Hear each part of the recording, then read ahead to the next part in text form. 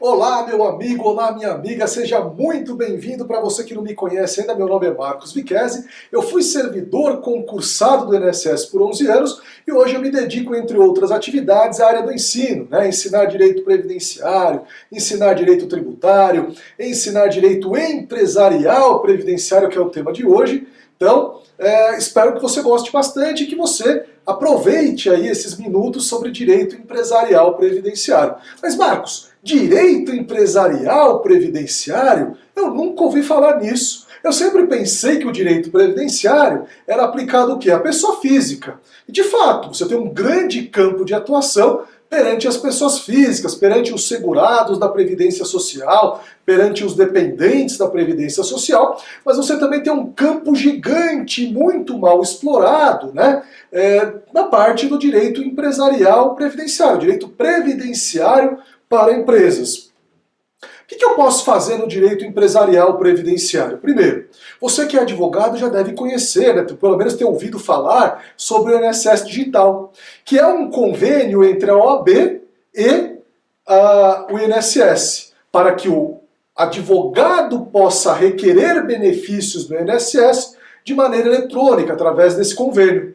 Porém, é possível também firmar o convênio do INSS Digital entre empresas e o INSS, entre sindicatos e o INSS, entre associações e o INSS.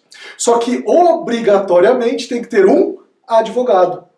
Mesmo que não seja o convênio da OAB, que seja o convênio entre uma empresa, uma associação ou um sindicato e o INSS, obrigatoriamente tem que ter um advogado. Então, se uma empresa firmar, por exemplo, esse termo de cooperação do INSS Digital com o INSS, os empregados da empresa podem requerer lá pela própria empresa, levam a documentação para a empresa, não precisam se deslocar até o INSS, vão ter o auxílio de um advogado ali, e eles podem requerer esse serviço. Para a empresa, qual é a vantagem? A vantagem da empresa é que ela ganha em produtividade.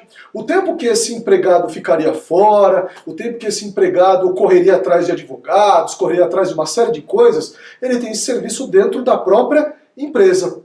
E o advogado, o que ele ganha com isso?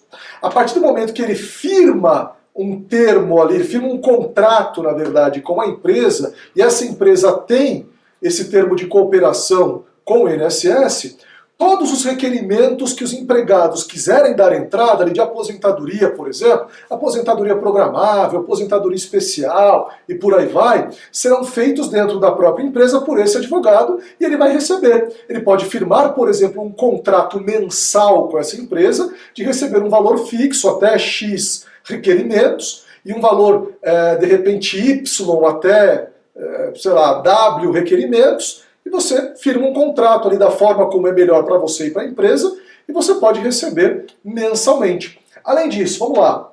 Aqui talvez seja uma das situações mais interessantes dentro do direito empresarial previdenciário, que é o SAT, RAT, GIL-RAT, o adicional de SAT e também as alíquotas do FAP. Eu vou tratar os três de maneira conjunta, até porque um acaba dependendo do outro. O que é o SAT? É o seguro de acidente de trabalho. Esse era o nome antigo. Hoje ele se chama RAT ou GIL-RAT. Só que se você chegar em alguma empresa e falar, olha, eu quero saber qual é o RAT, qual é o GIL-RAT dessa empresa, muito possivelmente eles vão responder que ele não trabalha mais aqui, não trabalha mais nessa empresa. Então, popularmente continua se chamando de SAT, Seguro de Acidente de Trabalho. O que é esse seguro de acidente de trabalho? É uma contribuição social, uma contribuição previdenciária que a empresa obrigatoriamente tem que pagar. Ela não tem escolha, tem natureza tributária. E esse SAT aqui, RAT ou GIL-RAT, é uma alíquota que pode ser de 1, 2 ou 3%, e que ela será aplicada sobre toda a folha de pagamento da empresa. Então, se a empresa, por exemplo, tiver uma folha de pagamento de 10 milhões de reais, ela paga ali de remuneração, somando as remunerações de todos os empregados e trabalhadores avulsos dessa empresa, que você chegue, por exemplo, a 10 milhões de reais. Como é que fica na prática? Ela vai pagar, além daquela contribuição previdenciária patronal e de algumas outras contribuições, ela vai pagar também esse SAT de 1, 2 ou 3%. Como é que eu descubro essa porcentagem aí, né? Vamos lá. Você vai precisar descobrir o CNAE da empresa, que é a Classificação Nacional de Atividade Econômica dessa empresa. Como é que você descobre o CNAE da empresa? É muito fácil.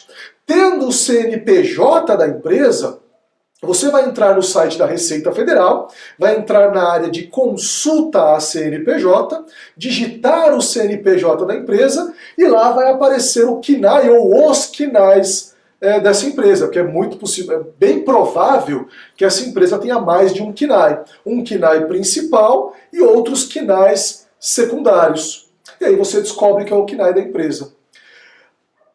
Descobrir o CNAE da empresa. Como é que eu vou descobrir se essa empresa paga 1, 2 ou 3%? E por que existe essa diferenciação?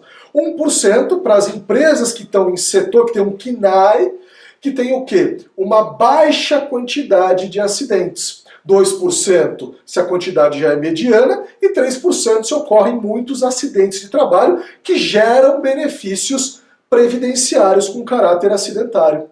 Para que serve esse SAT aqui? Antes de eu entrar nessa questão de como descobrir se é 1, 2 ou 3%. Ele faz o custeio, né, ele serve para custear os benefícios por incapacidade com caráter acidentário.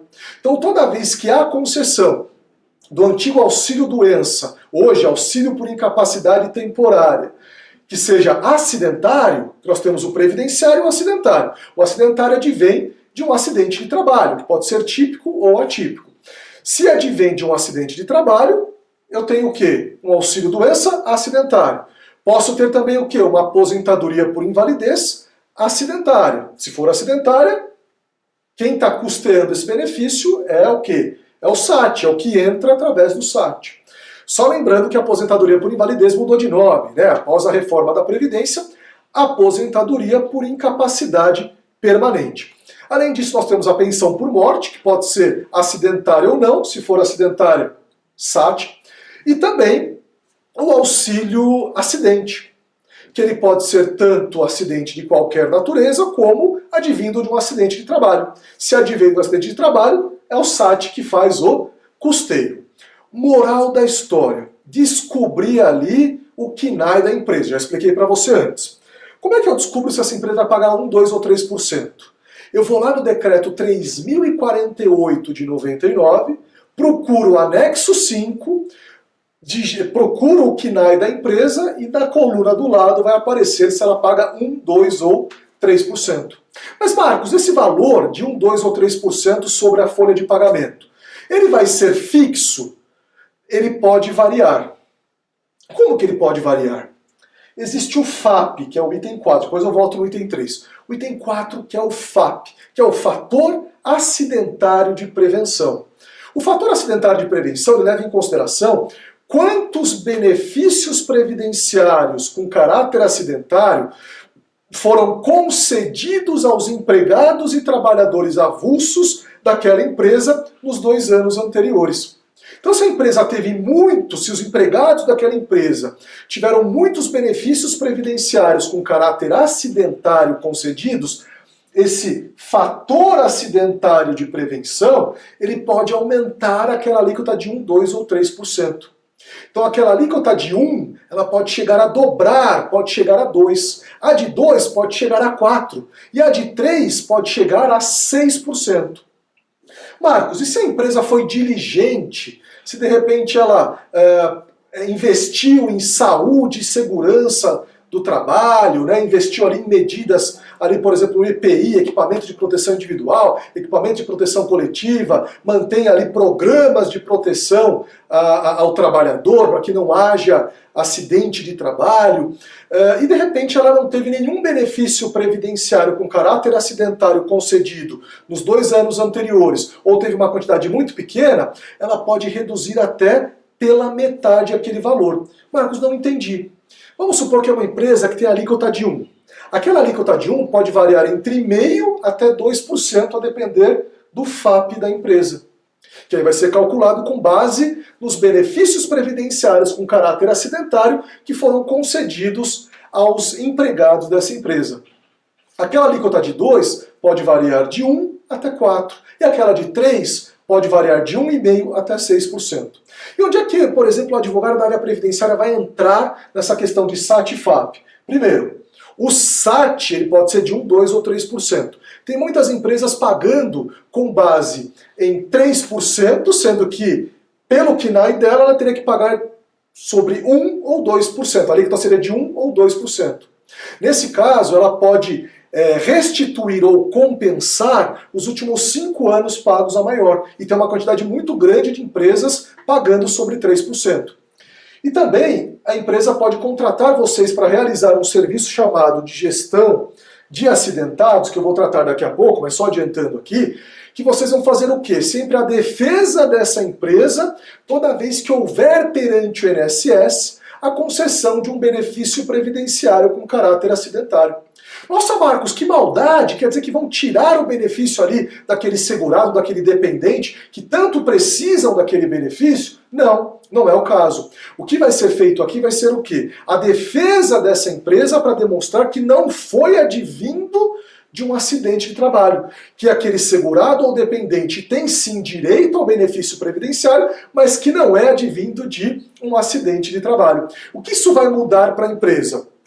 Vai mudar, deixa eu voltar aqui, né? Vai mudar na seguinte situação. Primeiro, se for um segurado, se não for para o dependente, né? Quando esse segurado retorna ao trabalho, ele tem estabilidade por lei de no mínimo 12 meses. E a depender do acordo ou convenção coletiva da categoria, essa porcentagem, né, essa estabilidade, ela pode ser muito maior. Ela pode ser de 24 meses, 36 meses, 5 anos, 10 anos. Tem uma convenção coletiva específica, que eu já tive acesso, já trabalhei com ela, que ela dava direito até a época em que aquele empregado ele alcançasse todos os requisitos para uma aposentadoria. Então, dependendo do caso, pode ser que a estabilidade dure ali 20 anos, 30 anos, 40 anos. Então é interessante que a empresa ela faça a defesa. Além disso, existe também algo chamado o quê? Ação regressiva previdenciária. O que o INSS faz hoje através da AGU, da Advocacia Geral da União?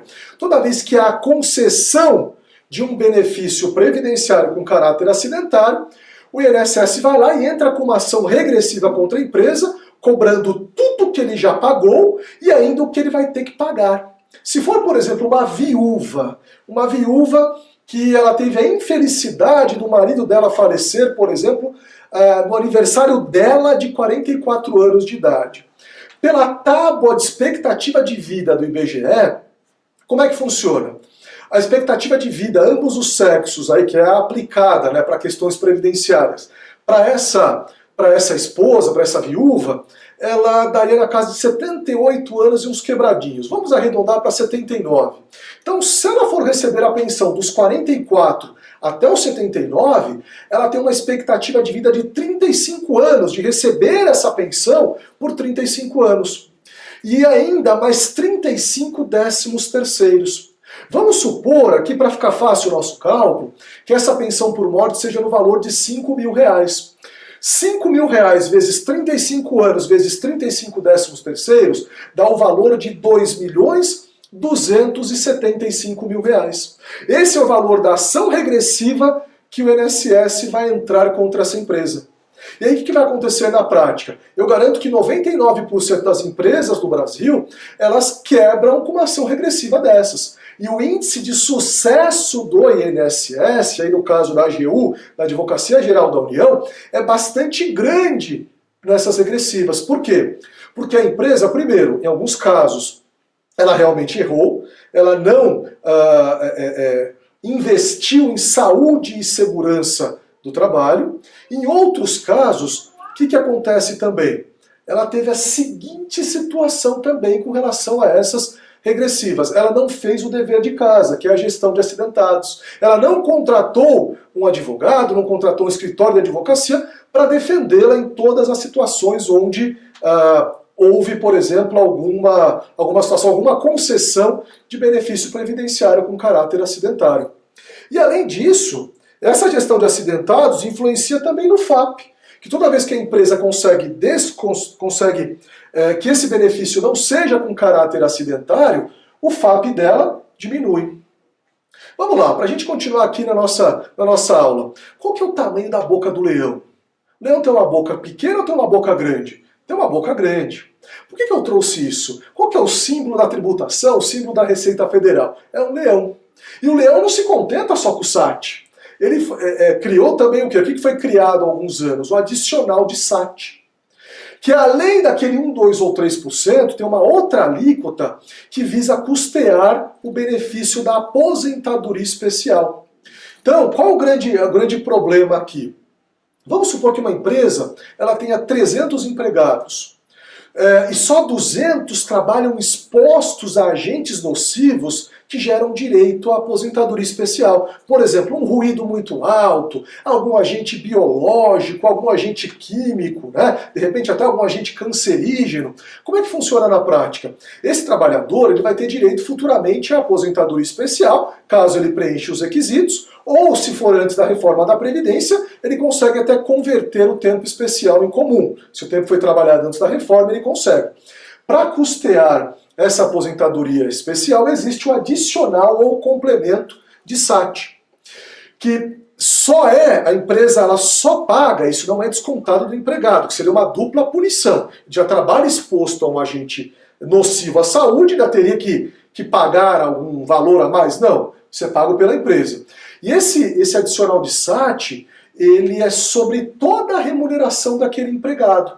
Mas vamos supor que nessa empresa de 300 empregados, só 200 trabalham expostos a algum agente nocivo à saúde. A empresa ela só tem que pagar sobre os 200, sobre a remuneração dos 200. Aqueles outros 100 que de repente trabalham no jurídico, no financeiro, na contabilidade, de repente ali como secretária, que não trabalham de repente expostos a agentes nocivos, a empresa não tem que pagar esse adicional de SAT. Só que tem empresa que está pagando sobre todos esses empregados. E ela pode restituir ou compensar os últimos 5 anos de valores pagos indevidamente. E a Receita agora também, através de uma solução de consulta, ela vem aplicando também até em situações que a empresa utiliza o EPI, né? ela concede um EPI ou um EPC, equipamento de proteção individual, equipamento de proteção coletiva, ao empregado que neutraliza a exposição àquele agente. Então, o empregado não vai ter direito à aposentadoria especial, mas a Receita Federal mesmo assim está cobrando nesses casos. Aí é possível também discutir esse tipo de situação, que é a área do direito empresarial previdenciário, e é interessante sim que seja um advogado da área previdenciária que conheça o plano de benefícios da Previdência Social. Além disso, para a gente caminhar aqui para o final, já mais para o finalzinho, para você conhecer um pouquinho melhor da área do direito empresarial previdenciário, nós temos também a parametrização da folha de pagamento. Cada rúbrica, cada situação dentro da folha de pagamento, ela pode ter a incidência de contribuição previdenciária ou não. Então, quanto mais rúbricas, quanto mais parcelas tem incidência de contribuição previdenciária, mais a empresa vai ser obrigada a pagar contribuição previdenciária patronal e vai ter também um lucro menor. Então, hoje tem mais de uma centena de rúbricas dentro da folha de pagamento em que é possível discutir isso judicialmente ou administrativamente. Algumas administrativamente a Receita já reconhece que não há incidência de contribuição previdenciária. Outras, através de ações judiciais, é possível também que não haja a incidência, inclusive, a depender do caso concreto, é possível reaver os últimos 5 anos pagos de maneira indevida. E aí vai rúbrica por rúbrica. O que mais? Tem muitas situações também, aquilo que eu comentei, que é possível realizar até de maneira administrativa a restituição ou compensação de contribuições previdenciárias pagas de maneira indevida, até através do sistema chamado PERDCOMP da Receita Federal, que se for possível fazer de maneira administrativa, normalmente o pagamento é muito rápido, né? Administrativamente a Receita até vem atuando com as compensações até de maneira rápida. O que mais? É possível também que o advogado da área previdenciária trabalhe com uma consultoria na emissão de CAT. CAT é a comunicação de acidente de trabalho. Tem situações que as empresas estão emitindo CAT que a CAT não é devida, né, não era necessário emitir, e outras que é o contrário, que a empresa teria sim que emitir e que ela não está emitindo e que pode gerar futuramente uma multa a essa empresa. Então é interessante também o advogado atuar nessa área também que tem relação com o direito previdenciário, até para questão de gerar benefícios previdenciários. Existe também algo chamado nexo técnico previdenciário ou epidemiológico, que funciona o seguinte. Existe ali o CNAE da empresa, que eu já tratei em outra situação, que é a Classificação Nacional de Entidade Econômica, e via de regra, toda vez que tem um empregado que está com algum problema de saúde, ele vai ter uma CID ali, né? Que é a Classificação Internacional de Doenças. De repente ele tem ali HIV, ele teve, por exemplo, uma fratura, ele teve, por exemplo, ali meningite, ele teve depressão. Para cada uma dessas doenças tem um código diferente. E nesse nexo técnico previdenciário, lá no decreto 3048 de 99, um dos anexos que você pesquisa ali depois, o que acontece? Eu pesquisando o CNAE da empresa, pode ser que para aquele CID, se chegar um empregado da empresa com aquele CID específico, e a empresa tem naquele anexo ali do decreto 3048 de 99 o cruzamento CNAE-CID, automaticamente o INSS considera como acidentário, como benefício acidentário. Marcos, não entendi nada, me dá um exemplo. Se chegar um empregado do setor financeiro, do setor bancário, que tem um CNAE de banco, se ele chegar com uma CID de LER, de lesão de esforço repetitivo, automaticamente o INSS considera como benefício acidentário. E aí vale a pena o quê? A empresa se defender. Porque não necessariamente todo empregado de banco que chega com LER foi advindo de um acidente de trabalho. Eu já vi um caso concreto que a pessoa tocava piano fora do horário de trabalho e foi possível comprovar que aquela lesão não adveio da atividade dela profissional, e sim do hobby que ela tinha. Não foi dentro daquela empresa que ela adquiriu aquela atividade. Moral da história aqui, a empresa deve se defender do nexo técnico previdenciário. Para a gente finalizar, já falei da dação regressiva, para a gente finalizar o emparedamento ou limbo jurídico. É uma situação cada vez mais comum. O segurado chega no INSS, de repente tem o benefício concedido, num segundo momento acabou aquele prazo, por exemplo, daquele benefício, ele passa por uma nova perícia ou pede a prorrogação, e o perito médico federal que presta serviço lá para o INSS vai lá e diz que ele está apto para o trabalho. Quando ele retorna à empresa, o médico do trabalho faz ali a anamnese, faz ali todo o exame, verifica os documentos médicos, faz ali o exame do próprio empregado e verifica que ele não está apto a retornar ao trabalho, e aí fica um conflito. E é interessante também que o advogado atue nessa área. Nós já temos até alguns pareceres do Conselho Federal de Medicina que orientam do ponto de vista médico como o médico deve atuar. E aí o advogado está lá para assessorar a empresa nessa situação aqui. Então, como você pode reparar, a área do direito empresarial, que foi só uma breve conversa, né, ela é muito ampla, dá para atuar com uma série de coisas, e hoje nós temos pouquíssimos advogados que são especialistas nessa área. Olha, mais uma vez, muito obrigado pela oportunidade. Se você gostou aí do vídeo, por favor, me siga nas redes sociais, @MarcosViquezzi, e faz o seguinte, tira uma foto, faz um print ali, marca o Legale e também me marca ali para a gente chegar à conclusão que você gostou dessa aula. Tá certo? Muito obrigado, espero te encontrar em outras oportunidades. Um forte abraço!